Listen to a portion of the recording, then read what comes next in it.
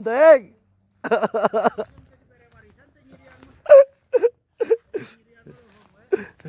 Bener, oi. Bab 563 Tunggu saja dan mati. Zhou Zijian akhirnya merasa bangga, berteriak keras, dan memimpin orang masuk. Wang Jie dan Yu Bin melangkah maju, dan dua ninja wanita yang tersisa di depan mereka telah dihancurkan sepenuhnya oleh mereka. Seni bela diri Cao Xiong sepertinya telah menjadi seseorang yang membeli barang bekas. Dia segera mengatur seseorang untuk mengangkat ketiga wanita itu dan berjalan ke atas.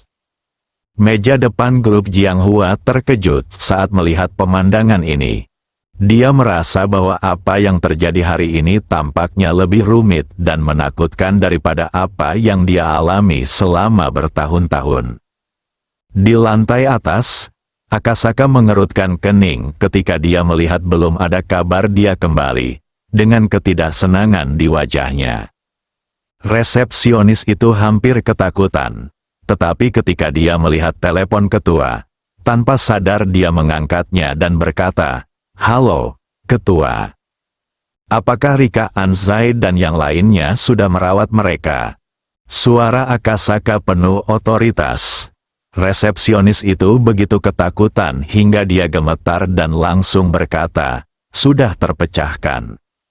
Dia bahkan tidak tahu bagaimana menjawabnya, jadi dia menjawab dengan datar. "Haha, saya hanya berbicara tentang para pecundang itu. Bukankah ini sesuatu yang bisa diselesaikan dalam sekali jalan?"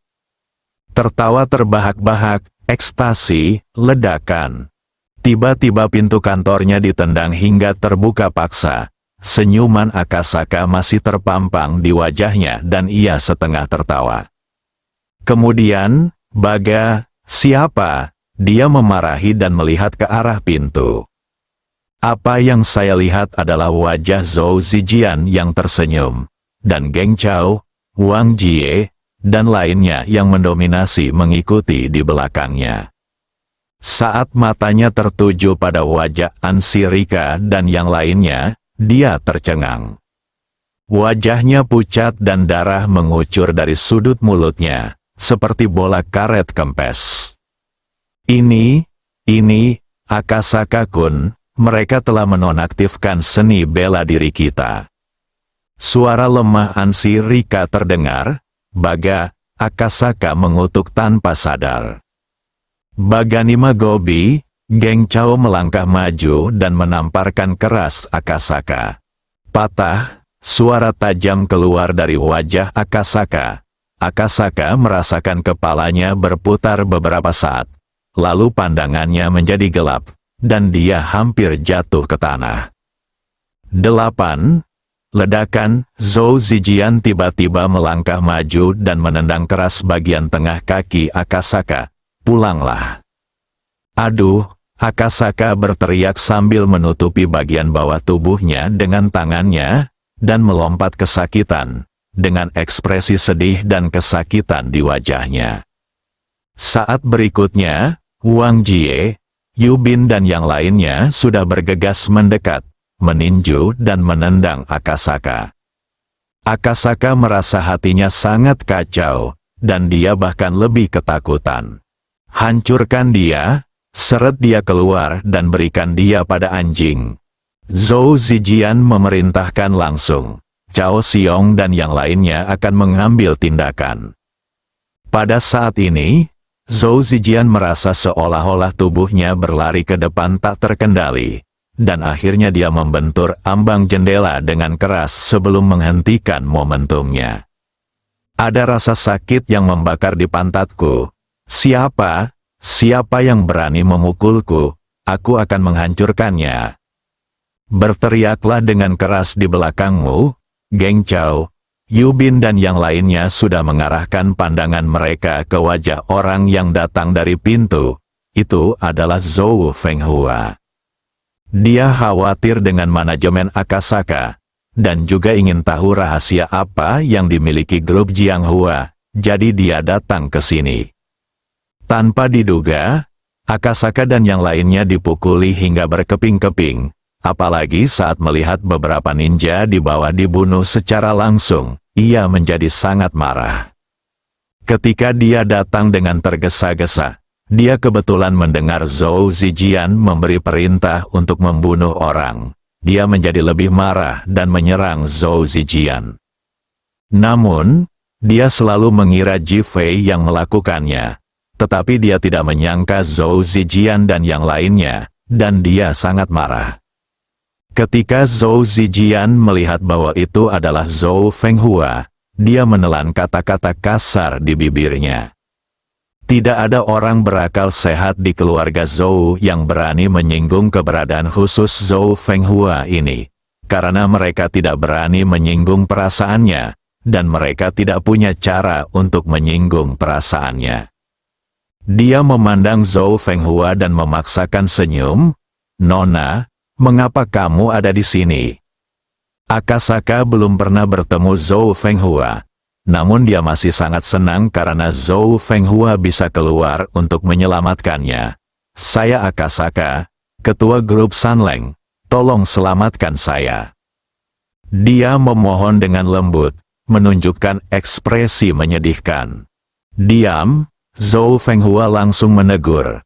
Ketika Akasaka mendengar suara Zhou Fenghua, seluruh tubuhnya bergetar, dan bahkan perasaan dingin langsung merasuk ke dalam hatinya.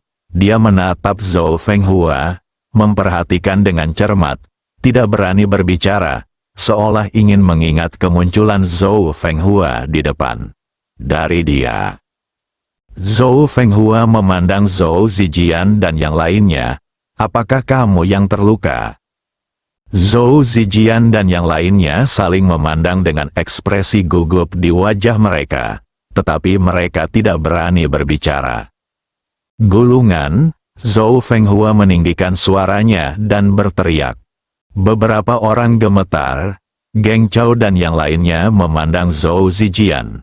Dia adalah pengurus rumah tangga keluarga Zhou. Zhou Fenghua bahkan tidak takut pada Zhou Tianfang. Jadi siapa mereka? Jangan berani menyinggung. Zhou Zijian hanya bisa gigit jari dan melangkah maju. "Nona, ini pengaturan tuannya." Patah, Zhou Fenghua melangkah maju dan menamparkan Zhou Zijian. "Pergi, apakah kamu ingin aku mengulanginya untuk ketiga kalinya?" Zhou Zijian tiba-tiba menjadi sangat gugup dan tampak ketakutan. Geng Chao terbangun dari keterkejutannya dan memandang Zhou Fenghua. "Masalah ini telah diatur oleh tuannya. Kita tidak bisa pergi tanpa perintah tuannya." Nadanya tegas dan sikapnya tegas. Ketika Zhou Zijian mendengar kata-kata Geng Chao, dia tiba-tiba teringat akan misinya. Dia segera mengeluarkan ponselnya dan menelepon sambil berkata, "Saya akan meminta instruksi dari master sekarang." Karena itu, panggilan telepon telah dilakukan. Suara tenang Zhou Tianfang segera terdengar dari dalam. "Bagaimana situasinya?" Zhou Zijian dengan cepat menekan kegugupannya. "Tuan Zhou, kami telah mengambil kembali perusahaan itu. Tetapi wanita itu ada di sini dan menyuruh kami keluar. Ini." "Suruh dia pergi." Suara marah Zhou Tianfang segera terdengar. Zhou Zijian tercengang. Zhou Tianfang sangat menyayangi Zhou Fenghua. Mengapa dia ingin dia pergi?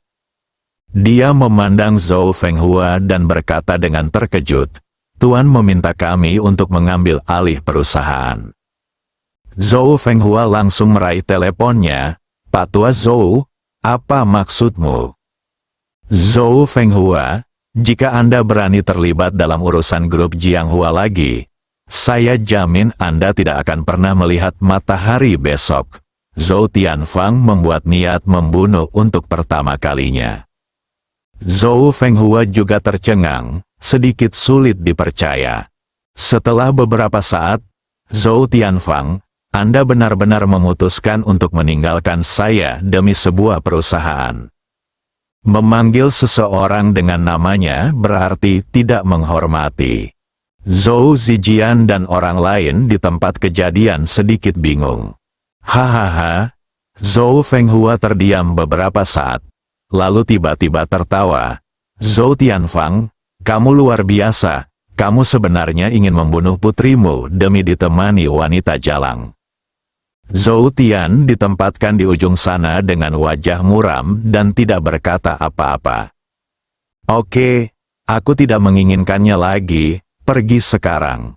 Bang, Zhou Fenghua melempar teleponnya dan menatap Akasaka. Bawa orang-orang itu dan segera pergi.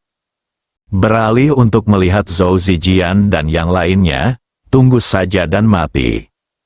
Dia pergi dengan semua orang tertawa terbahak-bahak. Bab 564 ini menarik, Tuan. Apa yang harus kita lakukan? Setelah Akasaka dan Zhou Fenghua meninggalkan grup Jianghua, mereka memasuki mobil Zhou Fenghua dan bertanya.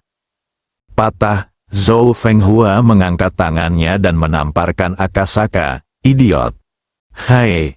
Meskipun Akasaka dipenuhi dengan kebencian yang tak terbatas, ekspresinya masih sangat hormat dan sopan, dan dia berbicara dengan hormat kepada Zhou Fenghua. Zhou Fenghua menamparnya, dan amarahnya mereda. Dalam masalah hari ini, Zhou Tianfang dan yang lainnya bertindak terlalu jauh. Bahkan jika Akasaka benar-benar merampok grup Jianghua, dia tidak perlu mengirim begitu banyak master untuk membunuh orang dan merampok perusahaan untuk kedua kalinya, bukan? Tahukah kamu siapa yang paling kamu benci dalam hal ini? Dia memandang Akasaka dan bertanya. Akasaka menggelengkan kepalanya dengan kaku. Rakyatnya dibunuh oleh anak buah Zhou Zijian. Ketika Zhou Fenghua menanyakan pertanyaan ini, dia tidak tahu bagaimana menjawabnya. Mata Zhou Fenghua berkilat marah. Ji Fei, kamu seharusnya membenci Ji Fei, tahukah kamu? Mengertakkan gigi, membenci besi yang tidak bisa menjadi baja. Akasaka sangat ketakutan sehingga dia mengangguk cepat. Aku tahu. Apa-apaan ini? Mengetahui bahwa kamu masih bisa berkonflik dengan mereka. Apakah kamu masih bisa mengeluarkan 26 miliar untuk membeli perusahaan itu? Patah, Zhou Fenghua menamparkan Akasaka lagi. Seluruh tubuh Akasaka gemetar dan menjadi hitam karena malu. Tapi dia masih mengertakkan gigi dan bertahan tanpa marah. Segera kembali untuk mencarikan seseorang untukku, dan bersiap untuk memberikan pukulan fatal pada Ji Fei dan yang lainnya. Hai, Akasaka berkata pada Zhou Fenghua. Zhou Fenghua melambaikan tangannya dengan jijik, memberi isyarat untuk pergi. Melihat Akasaka pergi, wajah Zhou Fenghua dipenuhi depresi. Awalnya, rencananya adalah memanfaatkan konflik antara Zhou Tianfang dan Ji Fei agar Akasaka mendapatkan keuntungannya. Sekarang lebih baik, tetapi Ji Fei dapat memperoleh manfaatnya. Dia tidak bisa menerimanya, jadi dia meminta Akasaka untuk mengambil tindakan. Namun, dia tahu betul bahwa Akasaka tidak mungkin bisa mengalahkan Ji Fei. Apa yang harus dilakukan? Zhou Fenghua juga mulai berpikir, dan akhirnya menelepon, kalian bertiga datang ke kota Ningjiang. Patah, tutup telepon. Zhou Tianfang, Ji Fei, saya ingin semuanya bersama-sama. Wajah Zhou Fenghua menunjukkan ekspresi menyusun strategi. Ketika Akasaka kembali ke hotel, dia melihat Rika Anzai dan yang lainnya hancur dan terluka, dengan kemarahan di mata mereka. Mulutnya dipukul 2 kali oleh Zhou Fenghua dan sangat marah. Ketua yang bermartabat dipukuli, yang merupakan hal yang sangat memalukan. Tiba-tiba, dia teringat pada Oda Miki. Melihat Anzai Rika yang lumpuh, apakah kamu yakin Oda Miki adalah bagian dari kelompok Ji Fei? Ansi Rika menggelengkan kepalanya, saya tidak yakin. Tapi menurut saya kemungkinan besar memang demikian. Akasaka berpikir sejenak, saya memutuskan untuk membiarkan Oda Miki membunuh Jifei. Ansi Rika menjadi orang yang tidak berguna sekarang karena kemampuan bela dirinya telah dihapuskan. Setelah mendengar kata-kata tersebut, dia langsung mengangguk puas. Oke, biarkan saja dia membunuh orang dan lihat apa yang dia lakukan.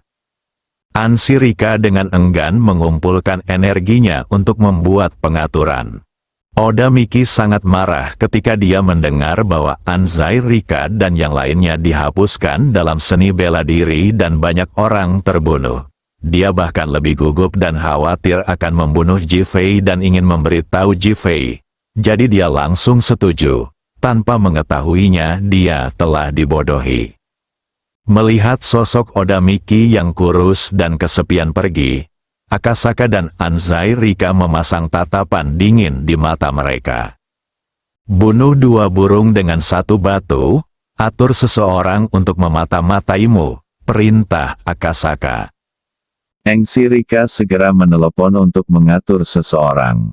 Saat ini, Jifei berada di perusahaan keamanan Wansheng. Setelah meninggalkan grup Jianghua, dia datang ke sini. Demi keselamatan Julie, dia meminta Qi Yuan untuk melindunginya secara diam-diam. Tiba-tiba Tetsuo bergegas masuk dari luar. Saudara Ji, ada seorang wanita dari kerajaan yang di luar yang ingin bertemu denganmu. Ada sesuatu yang aneh dalam ekspresinya. Apakah dia wanita dengan mata tunggal dan wajah oval? Jifei bertanya selanjutnya. Tai Xiong terkejut, tapi segera mengangguk. Ya, tadi, Oda Miki mengatakan dia mengenal Jifei, tapi mereka masih tidak mempercayainya. Sekarang Jifei langsung memberitahunya tentang penampilannya. Mereka sepenuhnya mempercayainya. Jifei diam-diam menyalahkan Oda Miki karena bodoh dan bahkan datang mencarinya. Aku akan menghadapinya. Jifei langsung keluar. Tetsuo mengikuti. Kedua orang itu keluar dan menemukan Oda Miki berdiri sendirian di depan pintu. Terdapat perban tusuk belati di lengan kanannya, dan wajahnya pucat. Jifei tidak bisa berkata-kata. Dia sengaja menyakitinya terakhir kali hanya untuk menghindari bahaya. Apa yang dia lakukan di sini sekarang? Ketika Oda Miki melihat Jifei, dia memikirkan kapan terakhir kali dia terluka, memikirkan pisau palem yang diberikan Jifei di lehernya, dan memikirkan luka di hatinya, dan rasa sakit itu datang seperti air pasang. Dia memandang Jifei, berpikir bahwa Jifei akan menjelaskan. Hasil, pergilah, jika kamu terlambat, aku akan menghancurkanmu. Jifei langsung berteriak. Tie Xiong berdiri di dekatnya dan terkejut. Bagaimana bisa kakak Ji begitu bosan dengan wanita ini? Oda Miki merasa hatinya seperti dituangkan ke dalam baskom berisi air dingin, yang membuatnya merasa kedinginan. Dia marah. Jifei, kamu berani menyakiti Ansi Rika dan yang lainnya serta melumpuhkan seni bela diri mereka. Aku akan membunuhmu. Oda Miki mengira Jifei telah menyakiti Ansi Rika dan yang lainnya, dan didorong oleh kemarahan dan kebencian, dia langsung bergegas menuju Jifei. Belati di tangannya berubah menjadi cahaya dingin, mengarah langsung ke jantung Jifei. Tetsuo dan yang lainnya semua ingin mengambil tindakan, tetapi ketika mereka melihat Jifei langsung menuju belati Oda Miki, mereka semua berhenti. Oda Miki, aku telah menyelamatkan nyawamu 2 kali, tapi kamu tidak tahu bagaimana hidup atau mati. Aku akan menghancurkanmu hari ini. Jifei, aku akan menikahmu sampai mati. Tangan Oda Miki tidak berhenti sama sekali, dan semakin ganas. Namun Jifei membalikkan tubuhnya sedikit ke samping dan dengan mudah menghindarinya. Tubuh Oda Miki tiba-tiba terasa sakit saat dia berlari ke depan. Bang! Tinju kanan Jifei menghantam perutnya dengan keras. Oda Miki merasa seluruh perut bagian bawahnya akan patah, dan tubuhnya seperti bukan miliknya lagi. Melihat Ji-Fei, matanya penuh dengan rasa sakit yang tak terlukiskan dan tak terbayangkan. Kamu benar-benar ingin membunuhku. Dia merasa seolah-olah seluruh tubuhnya telah berubah menjadi genangan lumpur dan dia benar-benar kehilangan kekuatannya. Seperti Anzai, Rika dan lainnya, keterampilan bela diri mereka juga dihapuskan. Apakah kamu tahu kamu memintanya? Nada suara Ji-Fei dingin dan kejam. Oda Miki merasakan seluruh tubuhnya gemetar. Aku. Engah, dia memuntahkan seteguk darah dan jatuh lemas ke tanah. Saat dia melihat Ji-Fei, matanya penuh keputusasaan dan tak terbayangkan. Inilah pria yang sangat dia cintai, mengapa dia begitu kejam hingga ingin membunuhnya? Dia tidak ingin membunuh Ji-Fei, tetapi ledakan tubuh itu terjatuh dengan keras ke tanah. Ji-Fei mengabaikannya sama sekali, tapi melihat ke arah Tai Xiong dan yang lainnya, kembali, biarkan saja. Dengan wajah penuh keterkejutan, Tetsuo dan yang lainnya dengan patuh kembali, meninggalkan Oda Miki yang terbaring sendirian di tanah, seorang cacat. Orang-orang yang menonton dari kejauhan benar-benar terkejut ketika melihat adegan ini, dan segera menghubungi Akasaka dan mengirimkan videonya. Akasaka dan Anzai Rika berulang kali membandingkan video tersebut dan akhirnya sampai pada kesimpulan. Oda Miki sangat ingin membunuh Ji-Fei, dan Ji-Fei bahkan lebih kejam lagi. Akasaka-kun, ini, Ansi Rika bertanya dengan bingung. Cepat selamatkan Oda Miki. Kita akan membahasnya dalam jangka panjang.